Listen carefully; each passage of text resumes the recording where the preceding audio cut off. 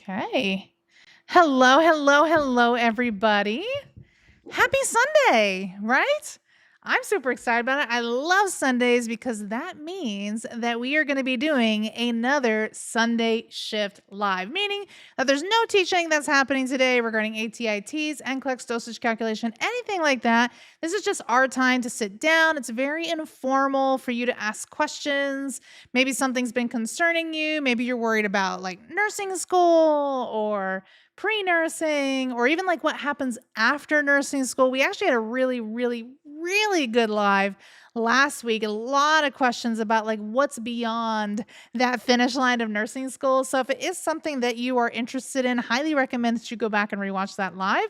But yeah, this is your time to sit down, ask your questions, kind of go over what you're feeling, what you're not feeling. If you need to vent, whatever works best for you. So we'll be out here for about an hour. I'll answer any and all questions that I possibly can, as long as it's within my scope that I'm able to answer questions about, and we'll officially get started. For those of you who maybe don't know who I am, maybe this is like your first time seeing me, my name is Nurse Cheung. I've been a registered nurse now for over 13 years.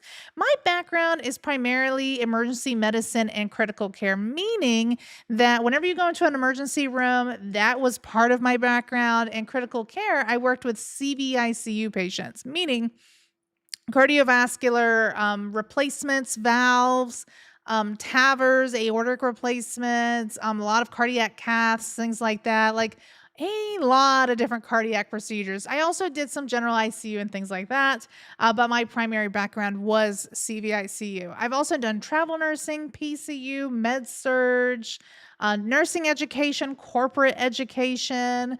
Uh, did I say travel nursing? Travel nursing. I've done a plethora of things. I've been around the block. So if you have any questions, I will try my best to answer them. I think that we'll be able to, depending on what it is. So hello. Hello. Hi, Katie Ann. Hi, Rama. Hi, Janisha. Hi, Aman. Hi, Fato. Hi, Anna. Taking my teas in 2 to 3 weeks. I'm watching your videos. Estella, you got this. Hi, Noi. Nana, I want to stop by and say thank you. I passed my teas, just sent in my applications. Oh, I've got my fingers and my toes crossed for you. You got this. Why am I so up close? I don't know. Oh, why are you so pretty up close? Oh, no, you're so sweet. You silly. That's my bestie right there. That's my bestie from another mother.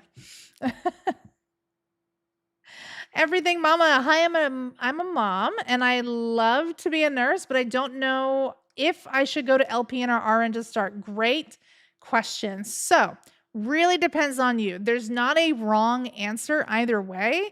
What I will tell you is it's what's like your end goal. So if you're able to do RN, if that's ultimately what you want to do now, I say go for it. Apply for your associates if you're able to financially be able to take care of yourself, take care of your kids, because I can tell you that nursing school is very vigorous and it's going to be very difficult to work, not impossible, but very difficult to work through the program. But if that's ultimately your end goal, I say go for RN and, get it over with. That way you don't have to go back a second time. If you need a little bit more flexibility in regards to your schedule and things like that, then I would probably say maybe go the LPN route first. There's nothing wrong with doing that. Get your foot in the door, get it wet, and then ultimately you can go back to school for your RN. So it's really just depending on you. Like Chef Nisha says, go for your RN and never look back. I agree. Hi, Stardust.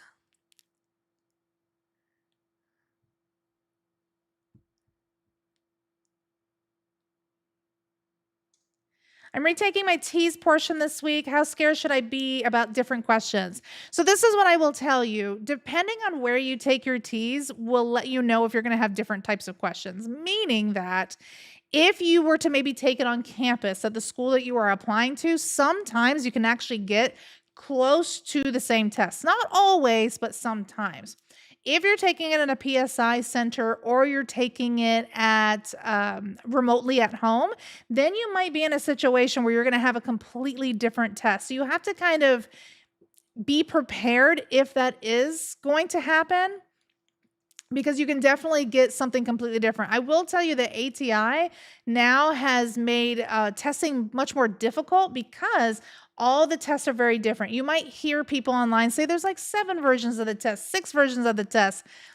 There's really not any specific versions of the test. They have a huge bank of questions that they pull from, and that is where they get the information for each and every single test. So you could have a completely different test. You can have an easier test. You can have a harder test. Just be prepared for everything. It's like Big Brother. Expect the unexpected when it comes to ATIT's testing.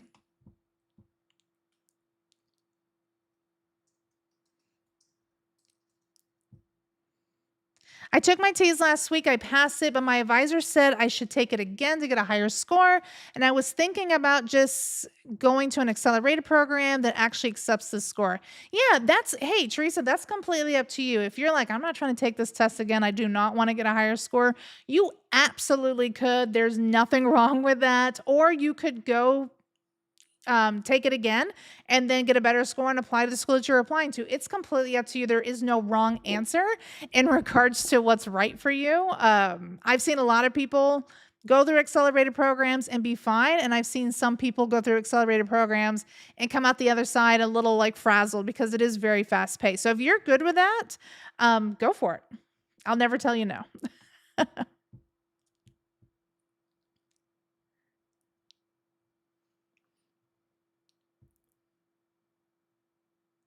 McKenna, coming back, just graduated nursing school thanks to you. That's amazing. RN Vessi, have you taken your boards yet? Have you gotten your official ATI, your ticket to ride so that you can take your test? That's so great. Huge congrats. Honestly, passing nursing school in and of itself is a huge accomplishment if we're being 100% transparent. Nursing school is a beast. It is a beast. I live in SoCal. I'm a little bit confused about where I scheduled my T's. Does anybody know? It depends on your school. My next recommendation is to reach out to the school that you want to apply to and then ask them what their scheduling is. If they require you to take it on campus, if they allow you to take it at home or at a PSI center, they would be the best person to answer that question.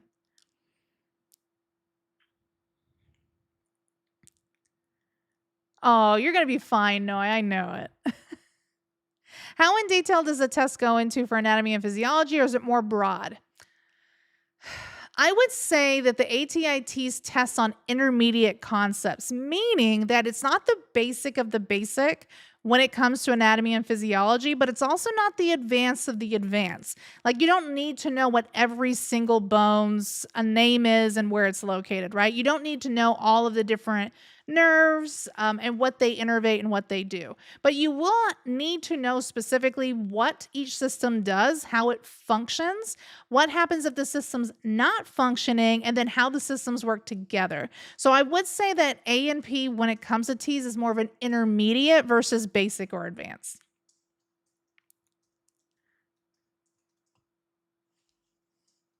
Correct. And natural divinity brings up a good point. Not every nursing school is going to accept test scores from a PSI center or remote from taking it from home. Be very mindful that while many of you may say, I'm just going to take it remotely from home, that way I don't have to worry about going into school or going into a PSI center, just know that some schools have very strict rules that you have to take it at the campus or you have to take it at a specific place. Somebody recently took their T's and got, I believe it was like a 92%, 92 point something. And then they ended up finding out when they were submitting their applications that they would not accept their remote scores from when they took the T's because the school required them to take it in person. So they had to go back in person and retake it again. Luckily, they did fine, but I know that that's very stressful for some people. So I highly recommend that you make sure you confirm with your school if they will allow you to take your test outside of the school or if there's a specific place that they require you to take it.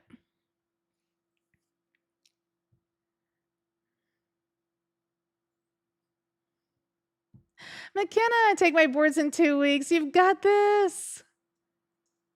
You know more than you know. Don't second guess your answers when it comes to the NCLEX. Unless you know with 100% certainty that that other answer was correct, just be prepared not to change answers, because that is how a lot of people end up not being successful with the NCLEX, because they tend to second guess themselves.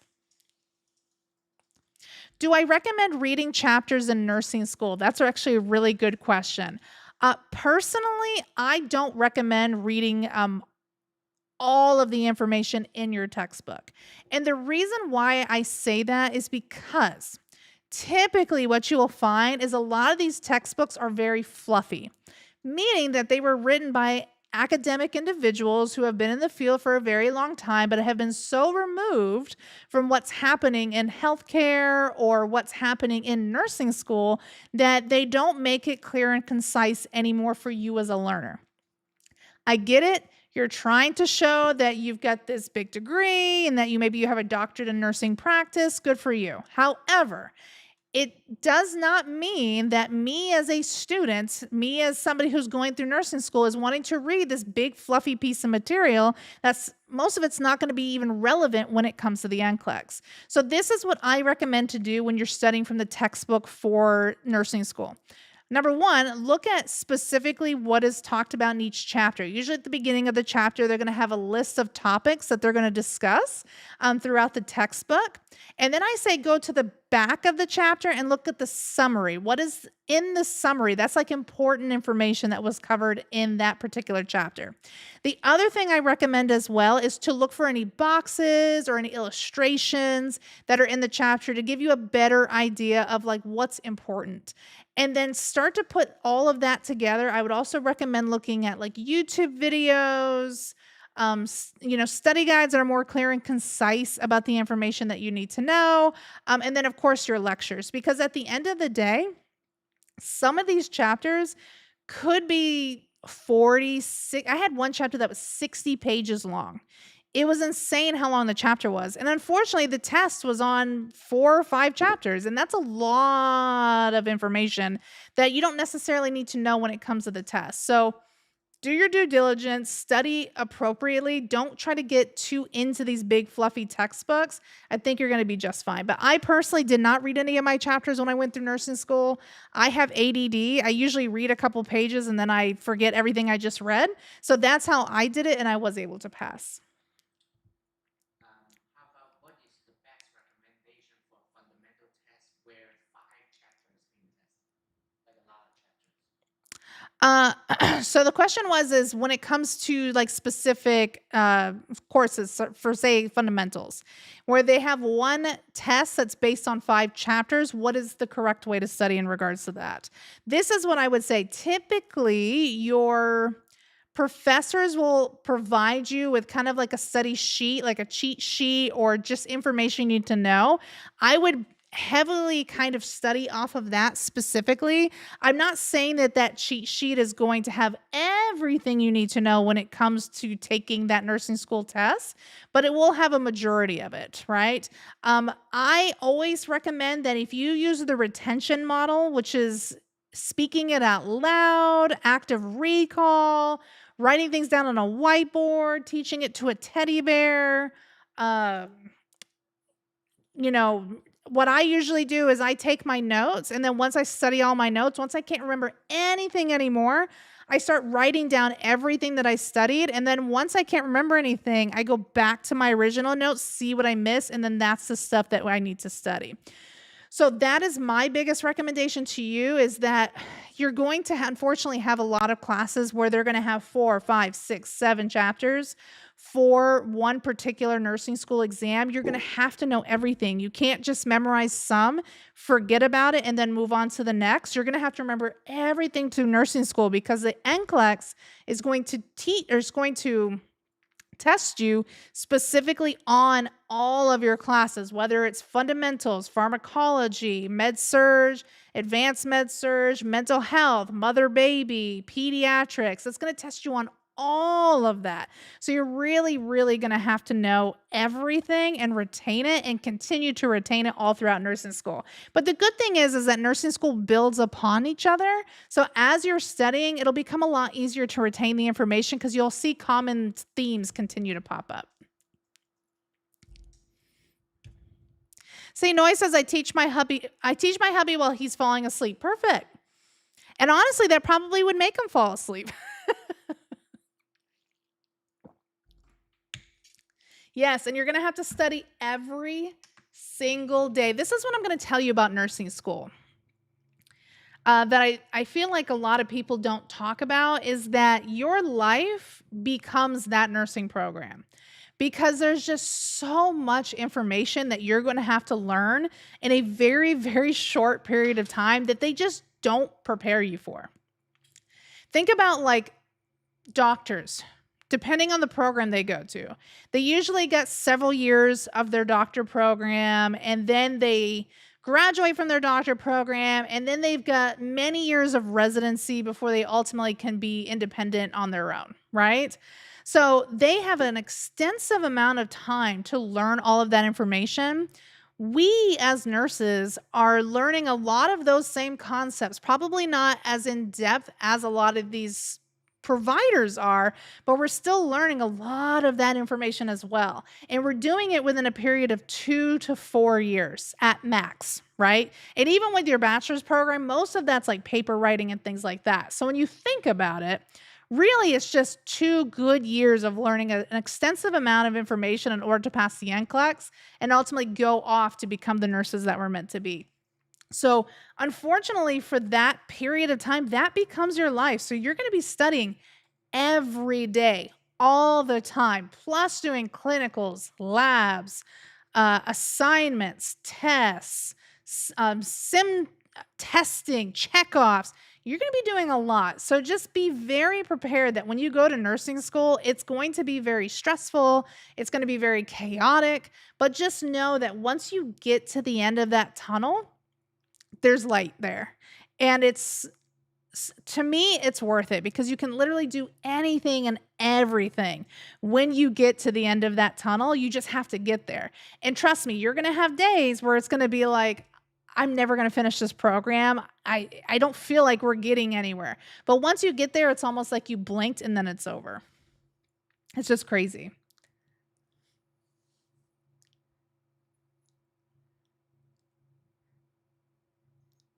I see LPN to bridge. How long? I don't know what that means.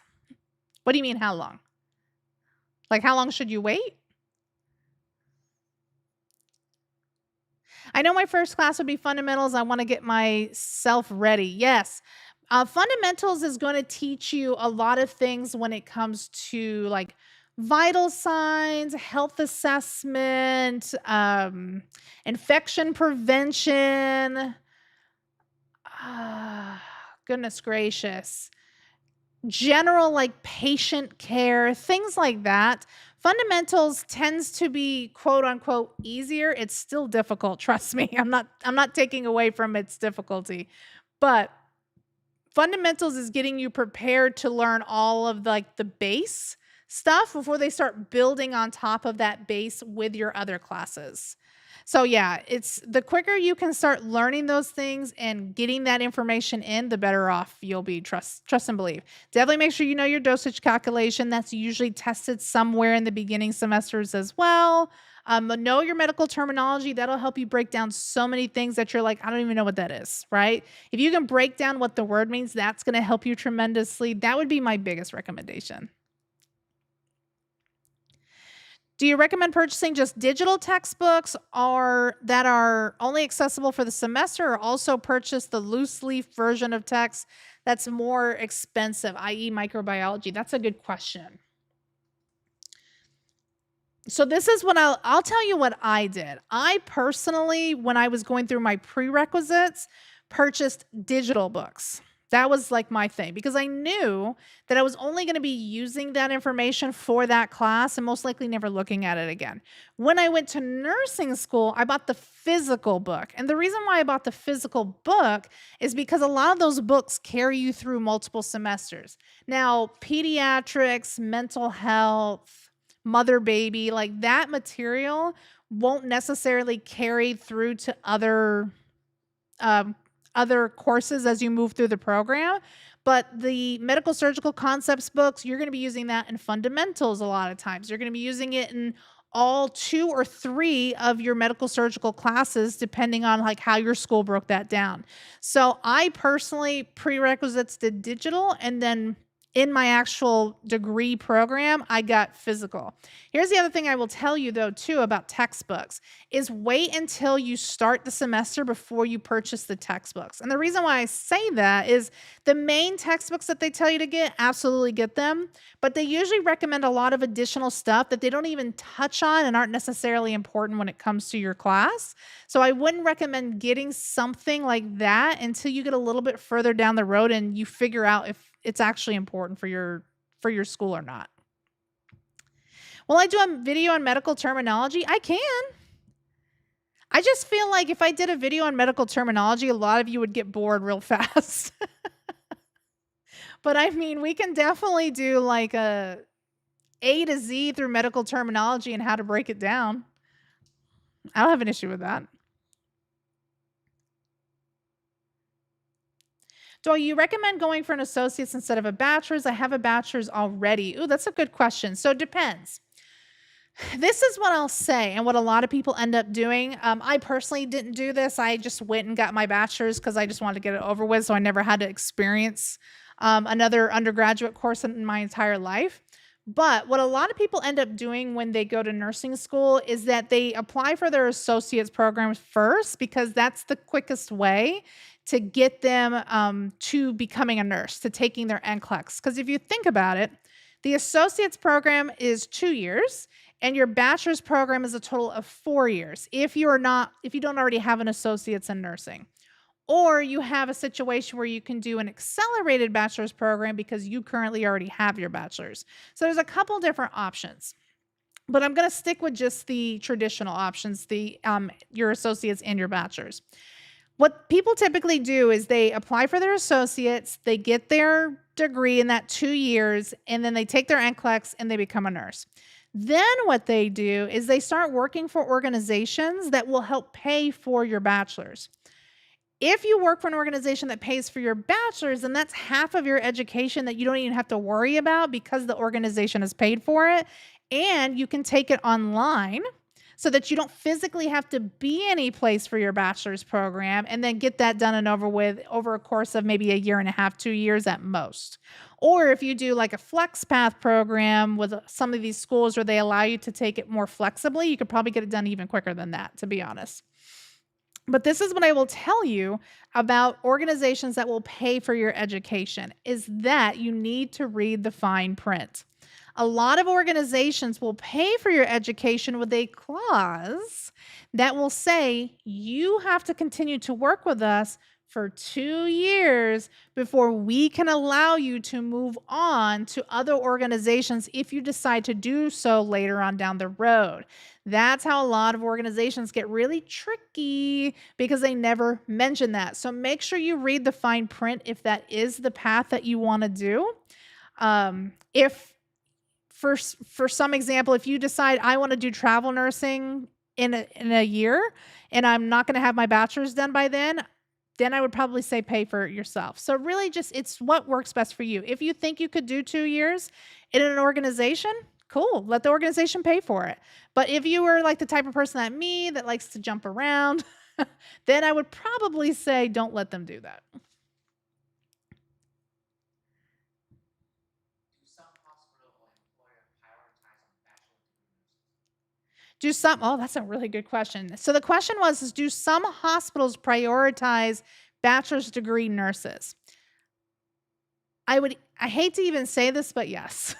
Let me explain to you the reason why is because a lot of organizations, what they are doing now is they are trying to reach something called magnet status. So you're going to hear magnet quite a bit at a lot of these organizations. And what magnet basically is it's just a prestigious type of status of the hospital that says we are the best of the best. We meet patient standards that are against patient harm, and that we employ nurses that have the higher education and are providing really good patient care to the patients. So a lot of organizations are prioritizing nurses that have a bachelor's. However, they're still hiring nurses that have associates, with kind of the promise that within a certain period of time, usually like a year or two, you're going to at least sign up to do your bachelor's program. So there is a timeline based on magnet that the nurse can work for the organization and then get their bachelor's in order to meet the requirements that they need in order to maintain that level of prestige that they have for the organization. So do nursing managers prioritize higher levels of education like bachelor's? Absolutely. Does that mean that you're not going to get a job unless you have one? Absolutely not. You'll absolutely get a job.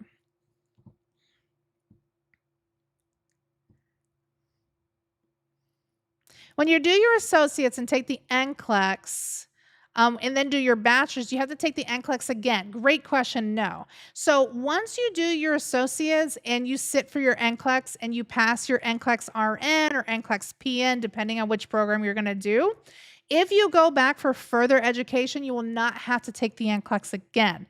If you go for higher education, like becoming a nurse practitioner, a clinical nurse specialist, a certified registered nurse anesthetist, then yes, you would have to sit for another board certification exam, but that's usually the only point that you would. Me, I got my master's in nursing education, which does not require you to sit for any kind of board certification or to practice.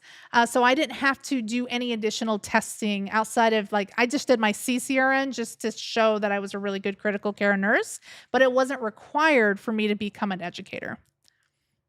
Good question.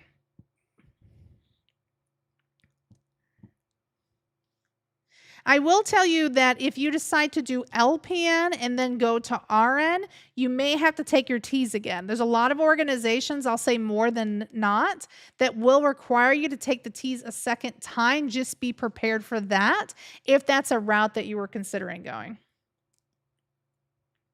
How do I feel about diploma nursing? I don't think there's anything wrong with it. I think it's great. Listen, any way that you can get your foot in the door, regardless of what the degree looks like, do it. So job security is good then. When it comes to nursing, I'm going to say yes. Job security is good in relation to a lot of other careers. So like right now, if you think about like the tech industry and like all the layoffs and things that are happening due to the implementation of AI, as well as processes that are making a lot of positions obsolete, nursing is not going to be one of those things. I don't know if you've watched any kind of social media about robots that they're trying to create to help like with the nursing shortage.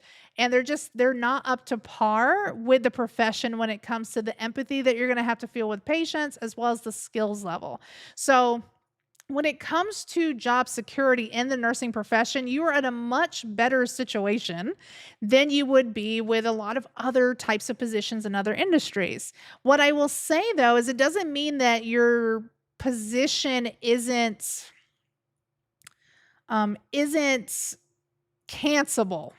What I mean to say is like if for some reason they were to shut down a unit or shut down a department, that doesn't necessarily mean that you're going to be able to keep your job. I will tell you that a lot of organizations will try to keep you in the organization in a different position, but it may not necessarily be the position that you want. But the good thing about nursing is that if you're doing something that you don't love, you can leave.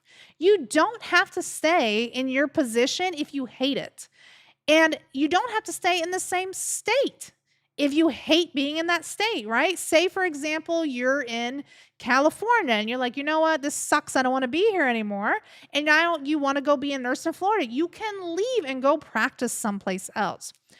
California is a bad example because California doesn't have multi-state licenses like a majority of the United States does. But let's say, for example, you went from Florida to Alabama. Florida and Alabama are both part of the compact when it comes to our nursing license, meaning that you wouldn't have to reapply for your license in Alabama in order to work there. That's what makes travel nursing so lucrative right now is because we have so much multi-state licenses out there, you can literally practice any place that's within that compact. And to be honest, it's a good percentage. I don't know the number of states that's in the compact currently, but it's a lot. It's a lot of the United States.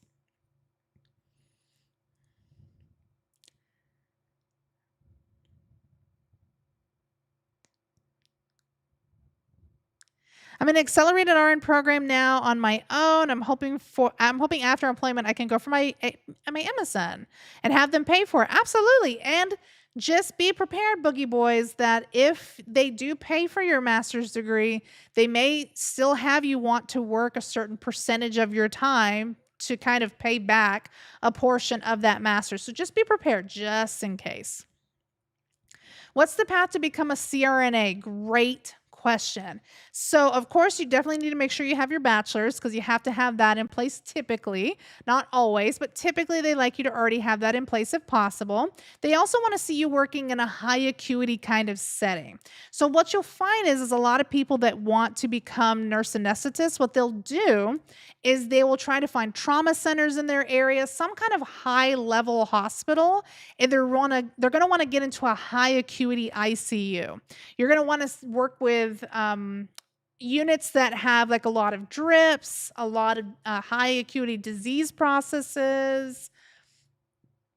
Uh, that's why you see like a lot of nurses get into like CVICU. That tends to be like one of the big ones when it comes to CRNA is they like to see people in CVICU because not only do you have ICU experience, you also have surgery, right? So you have a little bit of both.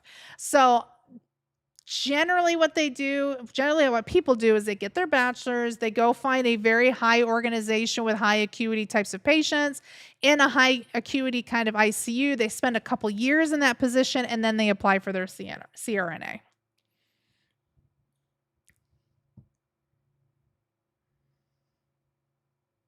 Someone comment, do not be a nurse in Florida because of low pay. Somebody said, don't be a nurse in Florida because of the low pay. Um, I don't think Florida has the lowest pay in the country. I do think that we definitely don't compensate nurses like we should in Florida. That's just my personal opinion on that. But I don't think that they have the lowest pay. I think like when you look nationally in the United States, there's some other states that have lower pay than Florida even does. Um, my biggest concern when it comes to Florida nursing specifically is that there is a lot of changes happening in the healthcare climate, specifically with like vaccination status. I hear that a lot of that is being looked at right now because they're saying that vaccinations aren't necessarily mandatory anymore, and that's happening in Florida. There's also a lot of individuals stealing people's information, nurses' information, and then practicing under their license, which is terrifying when you think about it. We had two incidences that happened recently. We had a woman that went to nursing school with somebody who shared the same first name. Unfortunately, they were not successful on their NCLEX, and because of that, they ended up using the friend's name or acquaintance. I don't know if they were really friends, but they used their name and said, "Oh, I got married." And I haven't had a chance to update it. So the hospital hired that individual under that other person's nursing license. She was practicing as that person, eventually went back and did get her RN, but never updated it with the hospital that she was working in.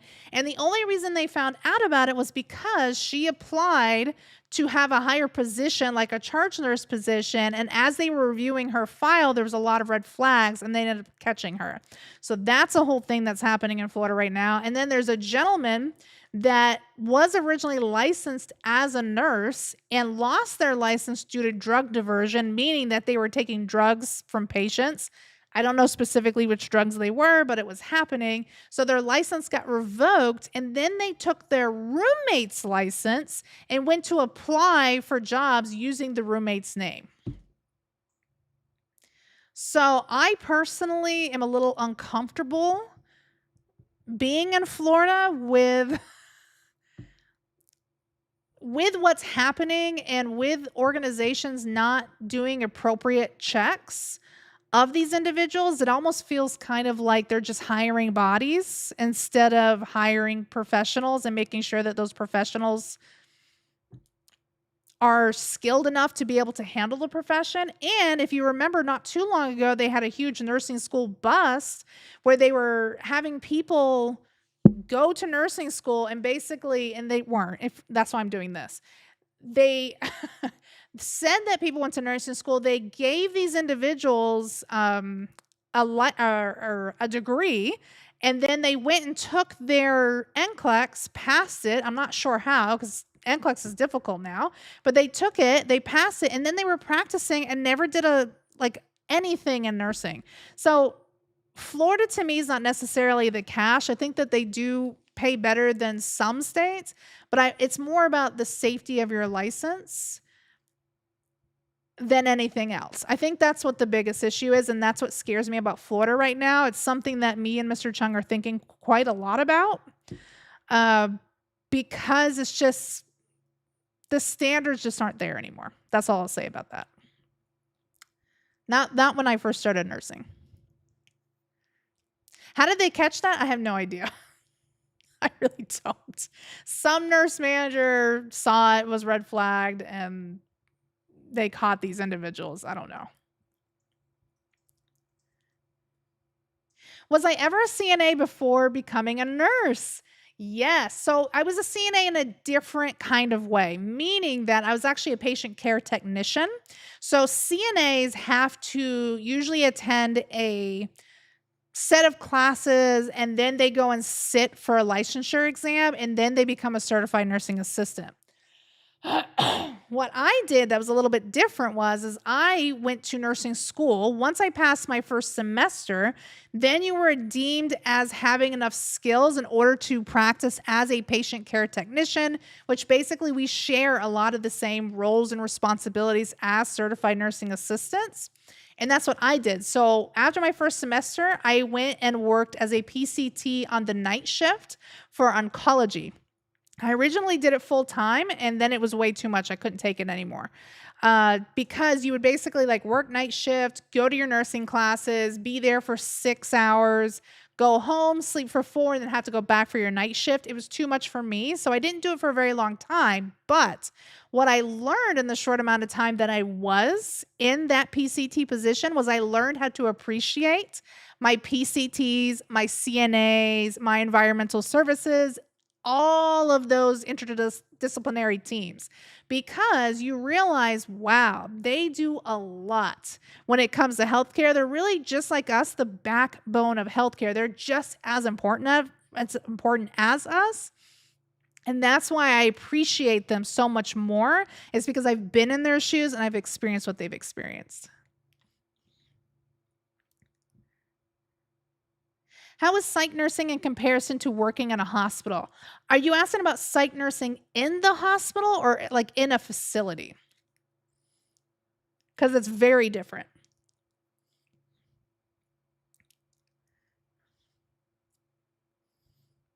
Do you have to have a BSN to get a CRNA? Let's say that I have my ADN but already got bachelor's in business.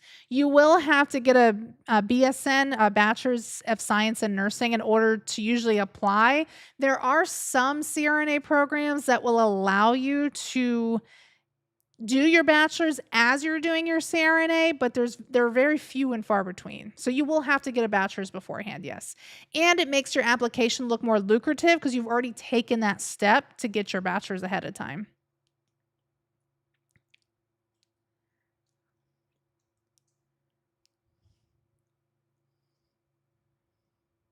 Is it better to go for your LPN or straight to your RN? Depends on you. If you need the flexibility in order to get through the nursing program and then eventually go back later on to do your RN, then I would say just do your LPN first. If you have the financial means and the means to not necessarily work full time for a 2-year period, then I say just do your RN and just get it over with if that's your ultimate goal.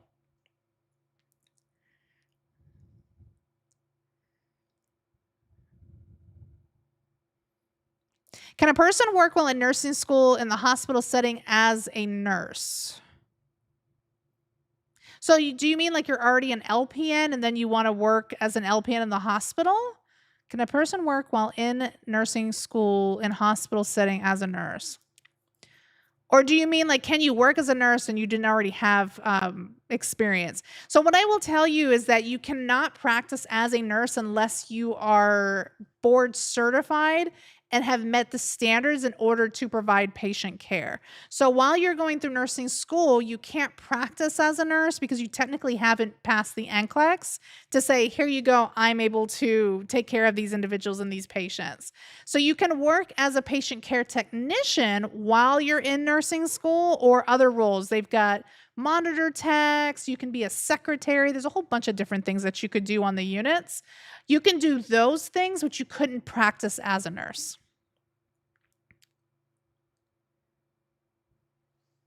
What degree do you need to get in order to become an L&D nurse? So there's not a specific degree that you would need to get in order to go into labor and delivery. You would just have to have your associates or your bachelor's. I will tell you, because labor and delivery is one of the more competitive fields, they're most likely going to want you to have your bachelor's first as opposed to your associates. Just because usually at labor and delivery programs at hospitals are usually meeting some kind of higher standard. So they like to have nurses a little bit of a higher standard of education. Now, that being said, while you can have your bachelor's and apply for the position to get into labor and delivery, it doesn't necessarily mean that you will get it. You will have to really be like ahead of those competition that's also going to be interviewing for these positions in order to get a chance to get into these roles. So what I always recommend is that if labor and delivery is ultimately your goal, as you get closer to the end of your program, maybe start setting up some volunteer hours, some externships, something that kind of gets your foot in the door initially so that they can kind of see who you are. Make sure you're talking to the nurse manager. Make sure you're talking to their leadership. Make sure you're talking to the nurses there, because as much as they love you, they're going to recommend you, and then that'll get your foot in the door. If for some reason you don't have those availability options, then what I would say is look for maybe the lower type of units. So look for maybe like pediatrics, antepartum, postpartum, maybe like those kinds of units. Try to like get really, really good with those individuals and then move your way up to labor and delivery. There's many ways to get there. It just depends on, which way works best for you. Would you say nursing is better than all Peeing? PA? Oh, PA. Would I say nursing's better than PA? Physician's assistant. They actually just changed the name of that not too long ago. I can't remember what it is. There's like a big hoorah about it in the hospital setting.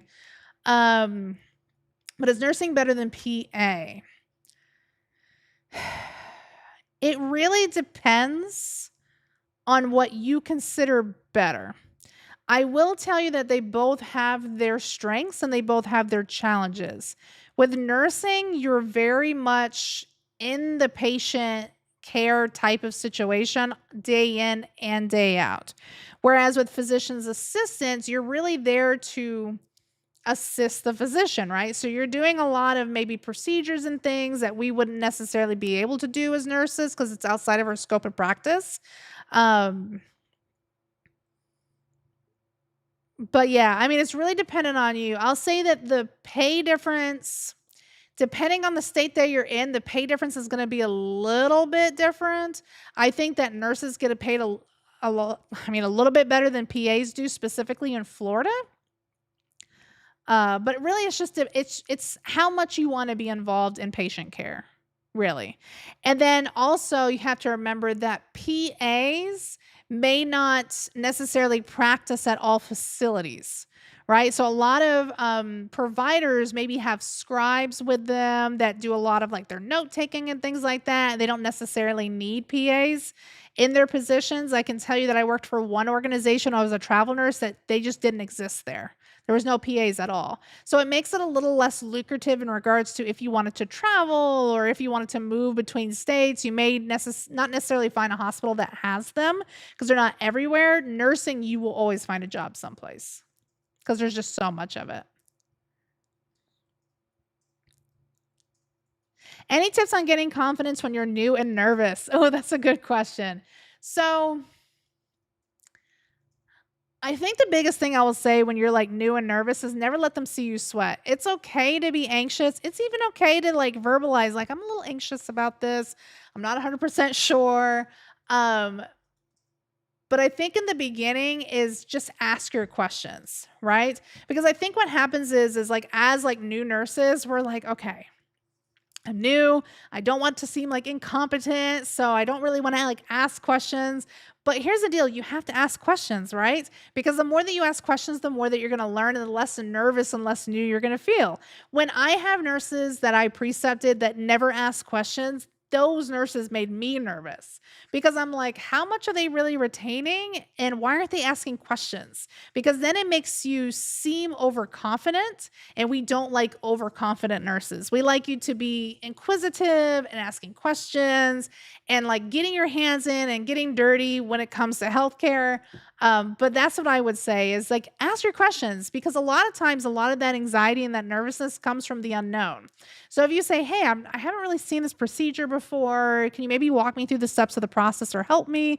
That will take a lot of that anxiety away. But, Um, uh huh. okay. That was my biggest step. Okay. Yes.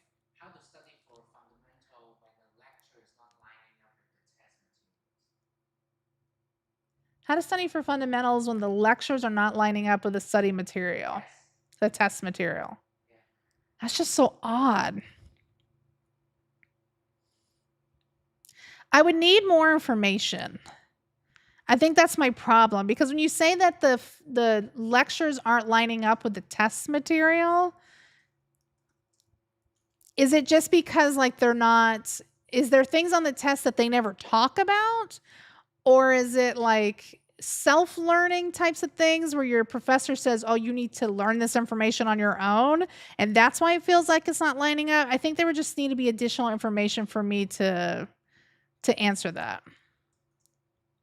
And then it says, "Yes, also wording." So I don't know how to answer that question because I feel like there's a lot of questions I have on it. Because in some way it has to line up.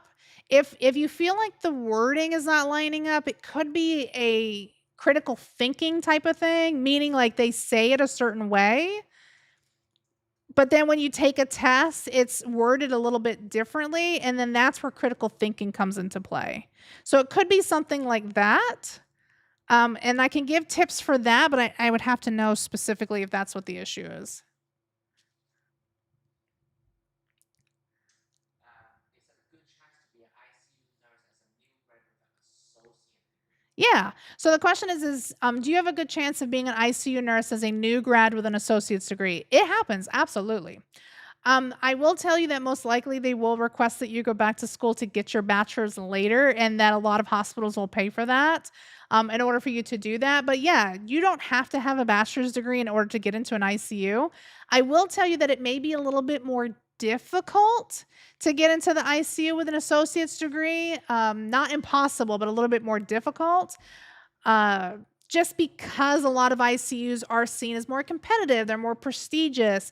I will tell you that the pay also looks a little bit different when it comes to ICU versus med surg versus PCU, things like that. That will also fluctuate as well. So you also have to take that into account as well. But yes, you can get into an ICU with having an associate's degree. Now, this is what I'm going to tell you about pay because I know that a lot of you are going to go, the pay is different. So let's talk about it real quick. So, when it comes to hospital systems, the higher in acuity you are, the more that your pay will be. You will also find that in travel nursing, if some of you want to do that later on down the road, you'll see that OR contracts in the operating room are going to be much more highly payable. Even like L&D, same thing. L&D, OR tend to be the most highly paid travel nursing positions because it requires a very specific high acuity type of skill set. So these positions, whether you are staff or you're doing travel, tend to pay more because they are paying for the skills that you have or that you are going to get. Just like with ICU, PCU, and med surge, there's also a pay discrepancy as well because of the skill levels and things that you will need. Typically, and this is based on my personal experience in Florida and having worked in corporate so that I know what a lot of you are getting paid. Medical surgical nurses are not necessarily paid as much as ICU nurses with the same type of experience.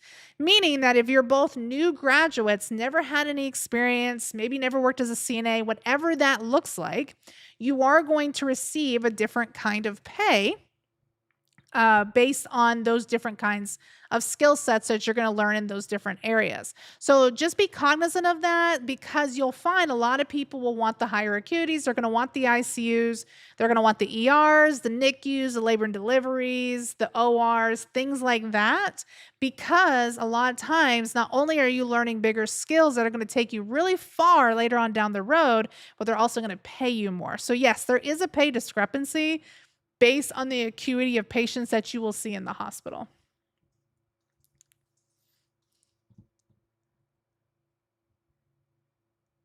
Pros and cons of nursing. Oh, that's a good question.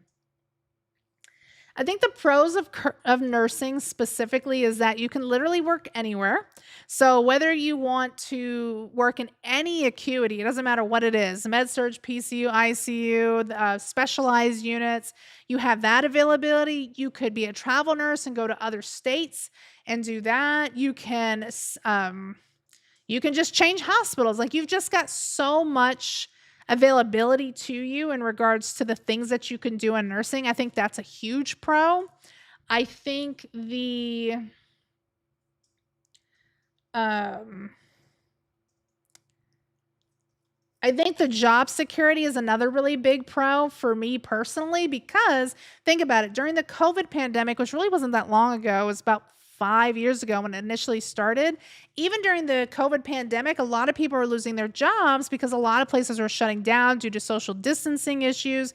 But what was the one career that everybody still had? It was nursing, right? So nurses had really good job security through the COVID pandemic when pretty much the world was shutting down.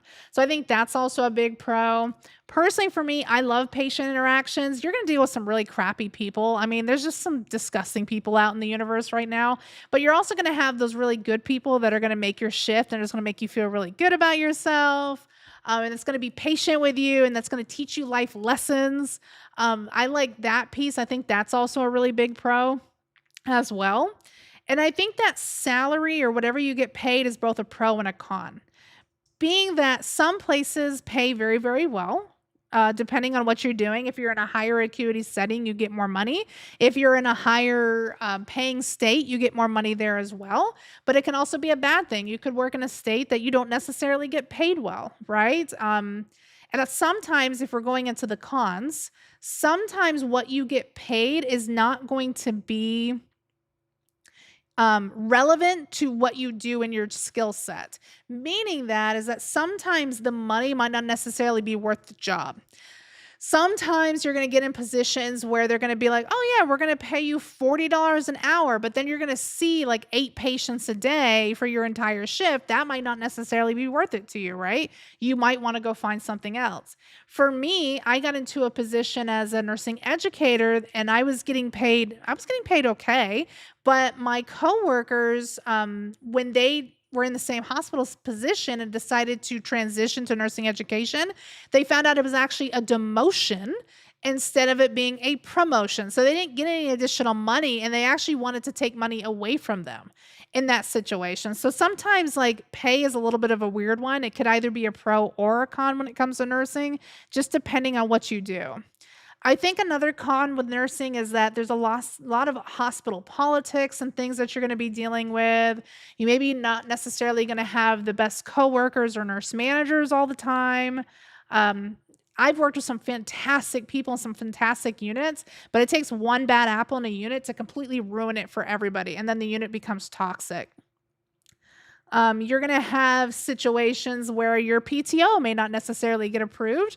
And then the hospital is going to tell you, hey, you have to work this day because I'm short on nurses and there's just nothing you can do about it. And then you might have to leave that situation. So I personally think there's more pros than cons. That's just me having worked in this field for the last 13 years. But it's really, you have to figure out like what your line is, what your boundaries are, and what you're willing to do and what you're not willing to do. And the good thing about nursing is you don't have to stay. I think a lot of people tend to stay in nursing a little bit too long, especially in the same unit.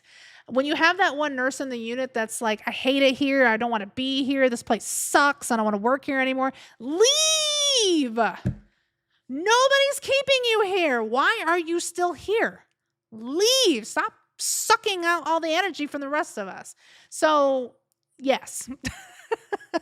I think that's the thing with nursing that drives me insane is that people stay a little bit too long and there's just so many things you can do. They just don't want to start over again. And I get that. But no, leave.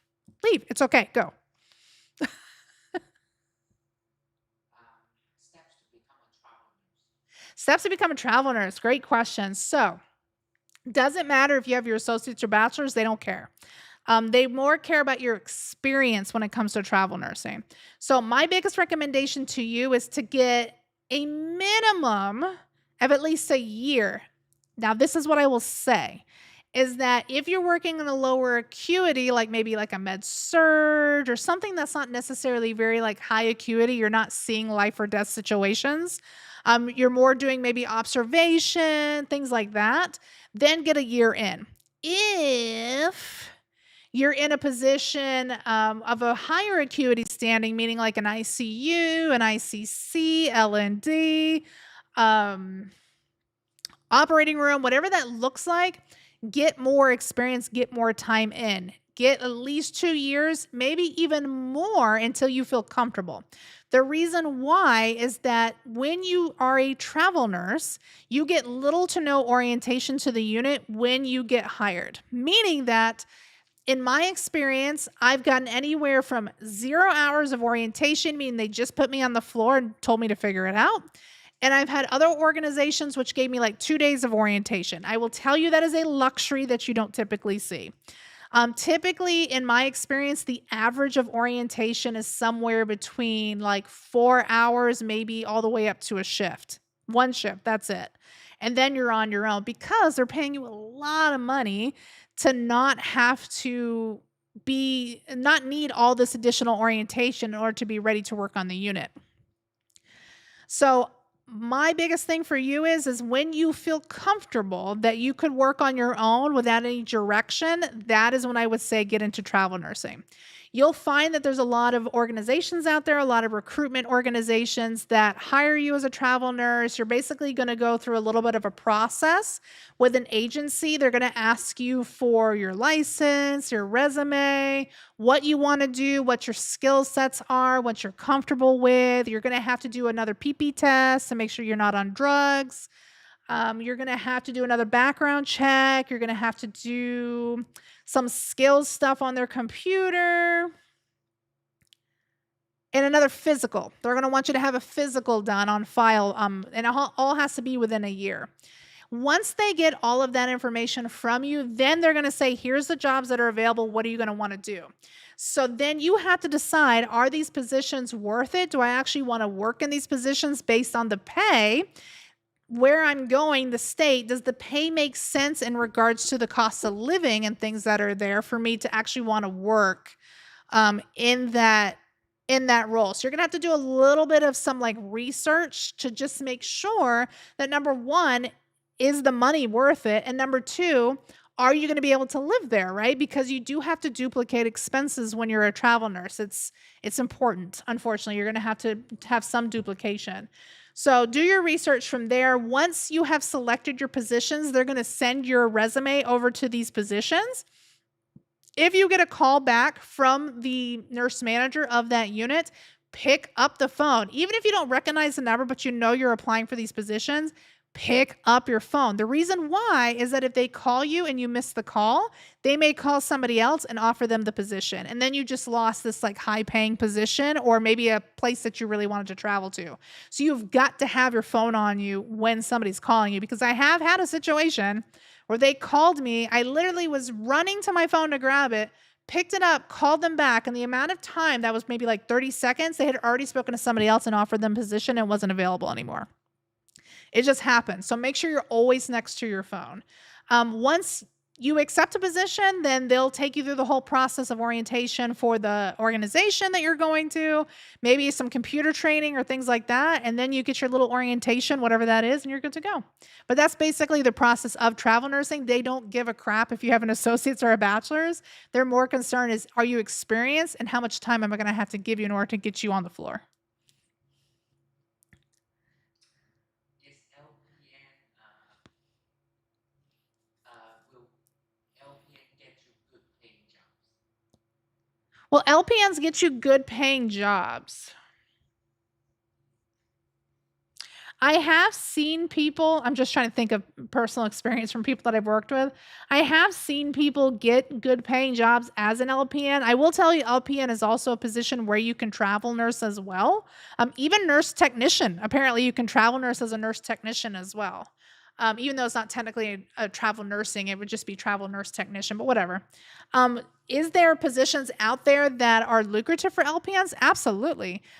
Are they a little bit more scarce than RN positions? Yes. I will tell you that a lot of organizations until recently during the COVID pandemic didn't even hire LPNs. So a lot of LPN roles were kind of stuck to like doctor's offices, rehab facilities, things like that, until the recent years when COVID happened. And then a lot of them ended up coming into the workspace.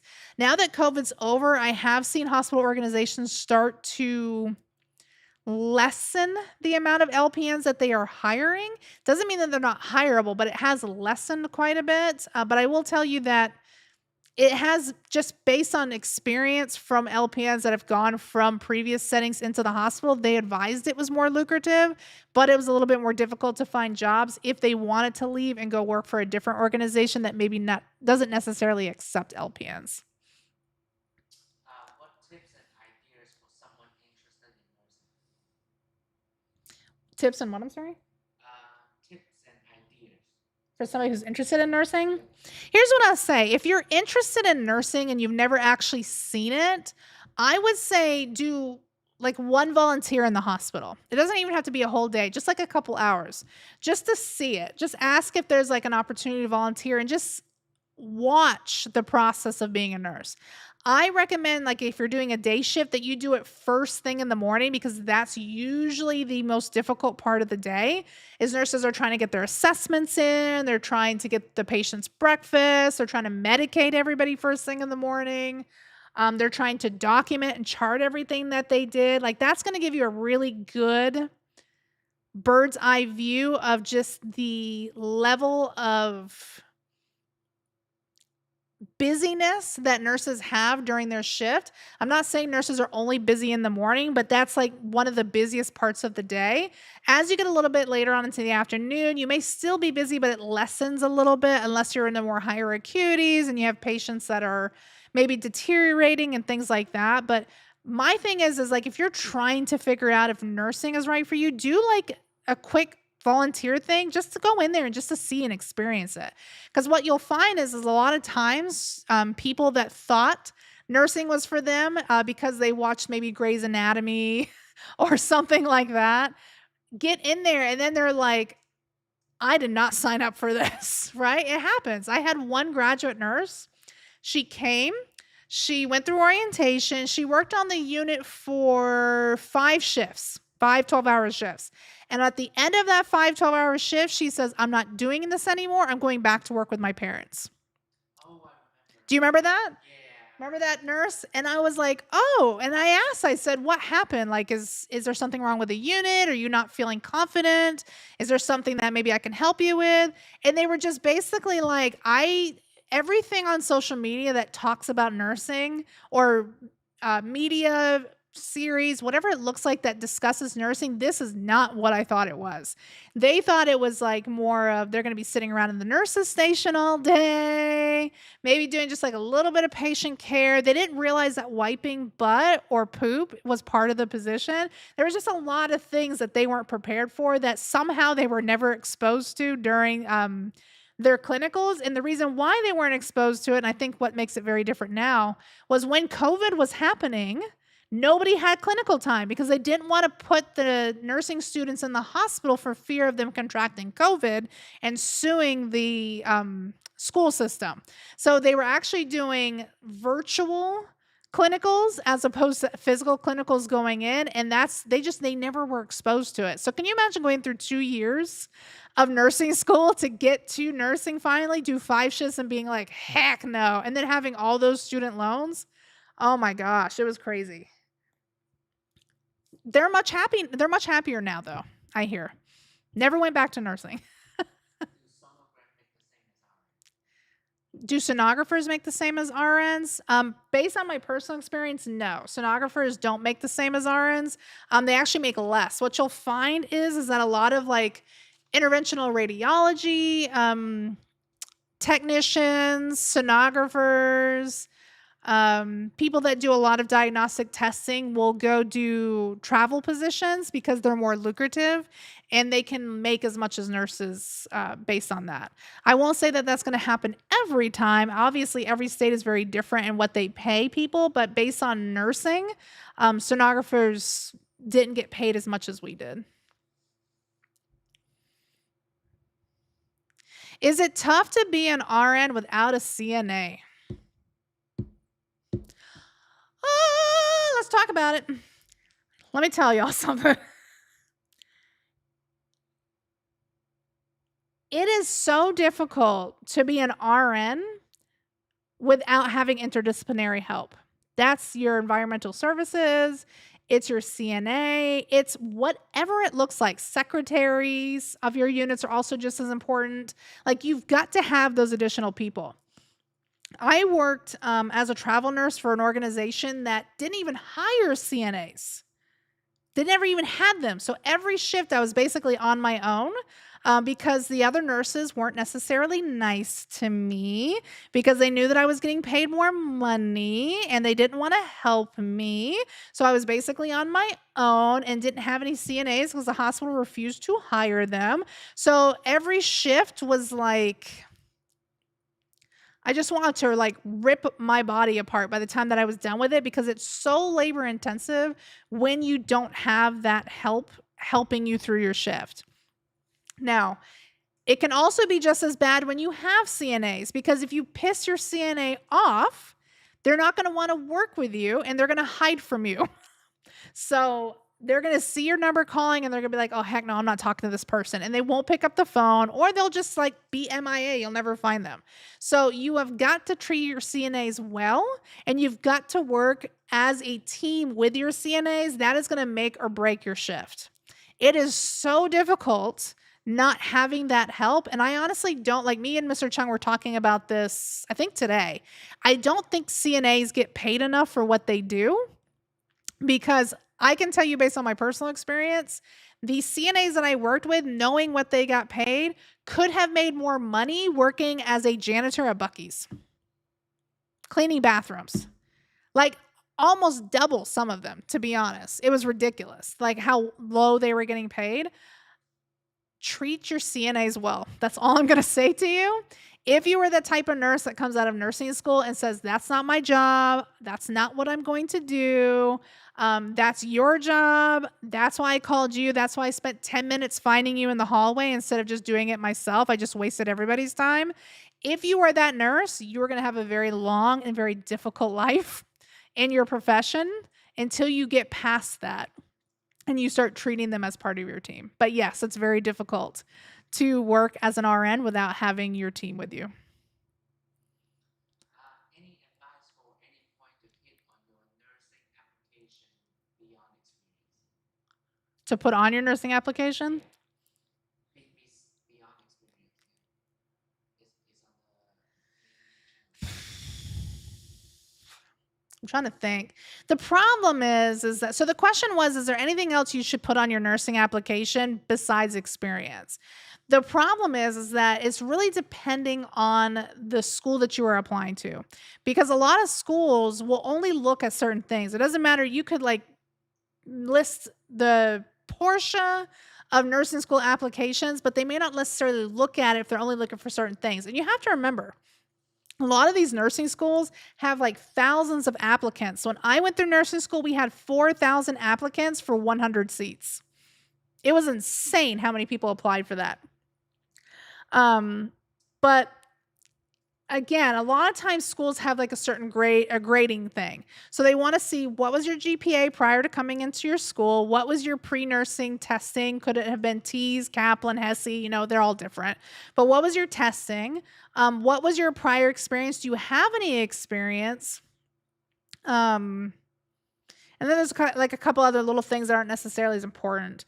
So I don't know if there's anything that you could put on your resume that would make you stand out more than having the working experience, having the GPA, and having the T's, because those are weighed really, really heavily.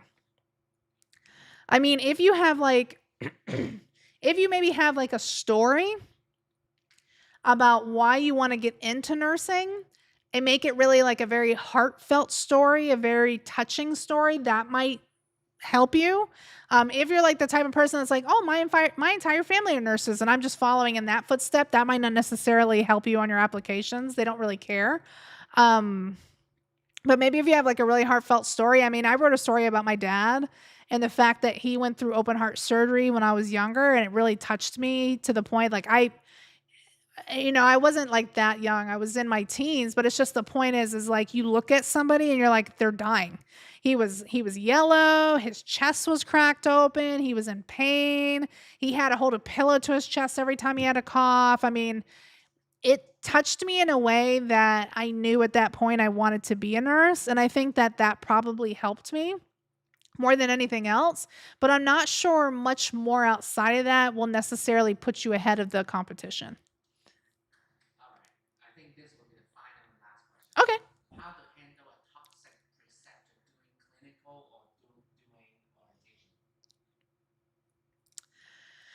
orientation? So it's a little bit the question was is how do I handle a toxic preceptor during clinical or during orientation? The way that you handle it's going to be very different from either one. So we're going to start with clinical. So if you have a toxic preceptor in clinical, just like with orientation, you're going to have to speak to that individual about concerns that you have. I think that the sooner you can start having those difficult conversations, the better off you will be as you move forward in your career. I think what happens a lot of times, and especially I'm an educator, I'm still practicing for Sheena who asked, do you still practice? Yes, I do still practice. As an educator, when I have an orientee that will come up to me and say, I hate so and so, they're so rude, I can't stand them, I don't feel like I'm learning anything. I ask them, I'm like, well, what was the conversation you've had with your preceptor? And they're like, well, I'm not going to talk to them about it. You have to talk to your preceptor about things that are concerning you. It is going to be a difficult conversation. There is a chance that the preceptor may take it in a way that you are not intentionally trying to come across. You have to be very careful with the wordings and things that you say.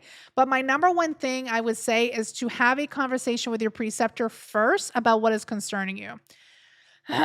Say, for example, that you have a preceptor and they yell at you every time you don't know how to do a certain procedure.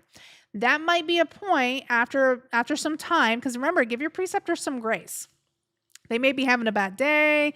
They might be having like things at home that are personally happening that's affecting the way that they are precepting you. Like just have like a little bit of grace with your preceptor. But if it's continuously happening over a period of time, that's not something that's happening at home. That just means that they're a butthead. So what I would say is just sit down and be like, hey, can we just have a quick conversation out of the unit? And just sit down and be like, stand up for yourself. You have to advocate for yourself. That's the most important thing that you're going to do in nursing is to advocate for you. Sit down with them and say, hey, I noticed that when I'm trying to learn something new or I'm trying to do this process, you tend to become a little short in the way that you address it. And I've noticed it, for the past couple days of what's been going on. I just like want to sit down and kind of get your point of view about what you think maybe the problem is, what your perception of it is, and allow them to speak about maybe what the frustration is. And then maybe they'll say, I keep having to repeat the same thing to you over and over again. It's getting frustrating and I'm tired of it. And just say, okay, thank you for the feedback, the constructive feedback about what's going on. Is there a way that I can improve that? Maybe you need to get a notepad and start writing all this down, and maybe that'll help you ask less questions about the same things over and over. Perfect. I'll do that. And then implement those things as you're going through clinical. Because remember, you're not with these people permanently. You're only with them for a short period of time. You just got to get through however many clinical hours it is. And then you're probably never going to see that person again, to be fully transparent, right? Unless you go work for that unit. But talk to them first. If you find that talking to them isn't working, make sure you're writing all of this down. Every time that they irritate the crap out of you, every time you have to have this conversation, document it. Days, times, person, what you discuss. If you find that all of that's not working, go to your clinical professor and be like, listen, I can't stand this hoe. I'm done with this. I'm not trying to deal with this. I'm just trying to get in here and get out so that I can get my nursing degree, right? If your clinical professor tries to help out, maybe they switch up your preceptor, whatever that looks like, and it doesn't work, or maybe they're just not receptive to you, then take it a step further. Go to a professor in your program, go to an advisor, go to the dean, doesn't matter what it looks like. Just do what is going to work best for you, and then just keep going up and up and up as much as you can. Because unfortunately, when you're in clinical, there's not a, excuse me. Hold on one second. My throat is dry.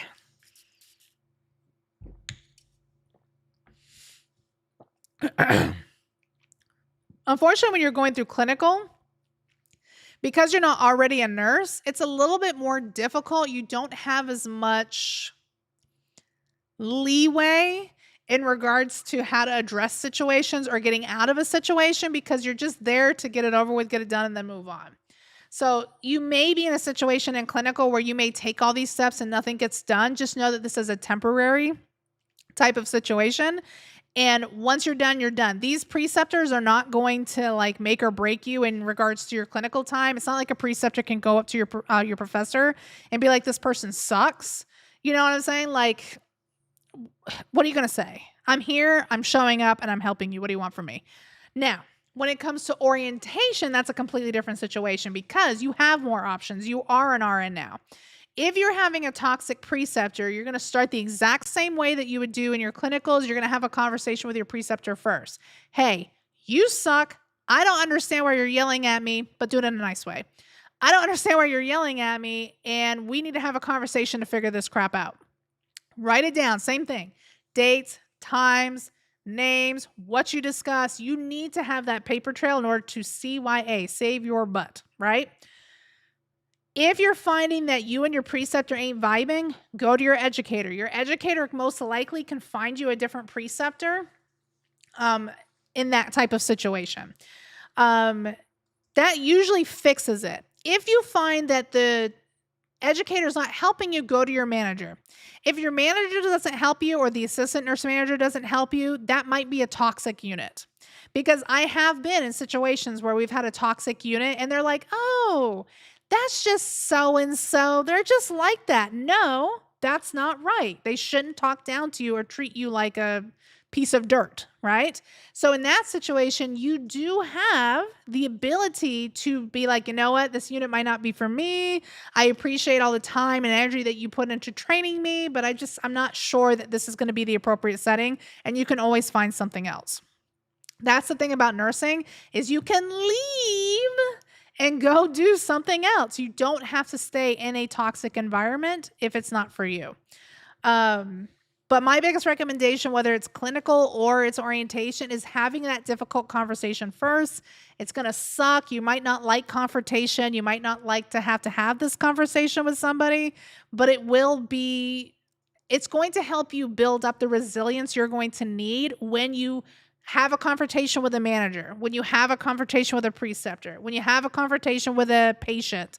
It's going to help you build up those life skills, and it's going to make you a better nurse later on down the road. Now, this is the other thing I want to say about preceptors, just so that you know, we kind of touched on it a second ago, is sometimes there might be things that are going on with your preceptor personally that might be affecting the way that they treat you. And they may not realize that until you bring it up. They maybe lost a loved one. Maybe they had a pet that died. Maybe their ex is giving them a lot of crap about their kids and they're going through a shitty divorce. Oh, sorry. They're going through a crappy divorce, right? Nurse Chung doesn't usually cuss, it just came out. But they're going through a crappy divorce, right? Like they may be having personal things going on. And by having that conversation, it may check them in a situation where they're like, oh, okay, obviously this isn't a good situation. I didn't realize that I was talking to that way. I'm so sorry. And it kind of gives them a reality check of what's happening. There's other situations with your preceptors where they were voluntold to teach you, meaning that they're not necessarily a preceptor that's usually on the unit, but because maybe they have a whole bunch of people in orientation, this person was like, hey, I just need you to like get started with them, kind of teach them. And they're like, I don't want to precept somebody. This sucks. This isn't what I signed up for. You might have like that type of situation. You might have somebody who was voluntold to teach you. So, what I will say is just speaking from the other side as an educator, even as a preceptor, sometimes when you're just in a difficult type of situation, is to just have some grace as the preceptee that you don't know what's happening behind the scenes. You don't know if that person is maybe like burned out from their position and now they're being told to precept you. You don't know if they're having something personal going on. Like, there's always two sides to a story, right? So we have to kind of look for the humanity in the situation, that maybe they don't suck as a person. Maybe it's just that they have something going on, or maybe they just didn't want to teach in the first place and they were just told that they had to. So just kind of take that with you as you move forward in nursing, is that sometimes even patients, preceptors, managers, doesn't matter what it is. Sometimes you have to take a step back instead of being like, that person sucks, I hate that person, I'm going to go into the break room and start talking crap about them because I need people on my side because I know everybody sees they suck. Just know that maybe something's going on. Maybe there is something personally or, you know, professionally that's happening with them that you don't know. Everybody has their own thing. Everybody's on a different journey, and just take that with you as you move forward, right? You may have a crappy patient that's like, I hate you, get out of my room, I never want to see you again. They could just be scared, right? They could be terrified of the situation that they're in, and now they're being told that maybe, they're having to have something removed and they've never had surgery, and there's just so many things that could be terrifying to an individual or somebody might be going through.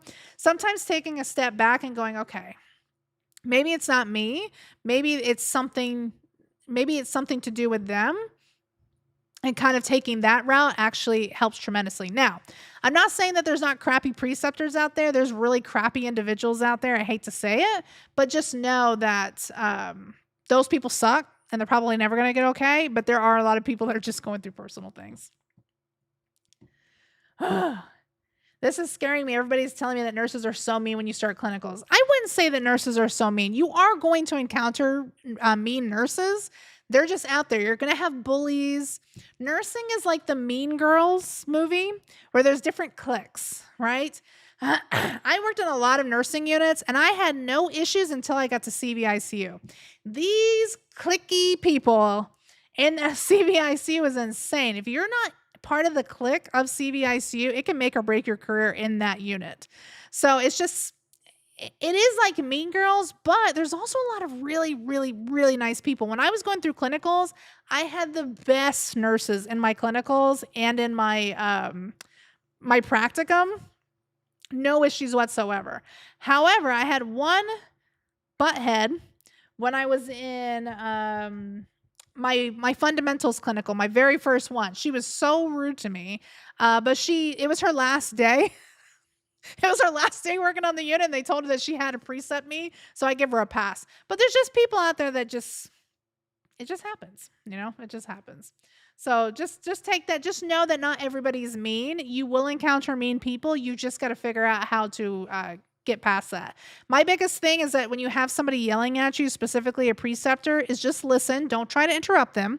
Listen, and when they're done yelling at you, take a pause and say, "Are you okay?" that usually shuts them the heck up because they don't know how to respond to that.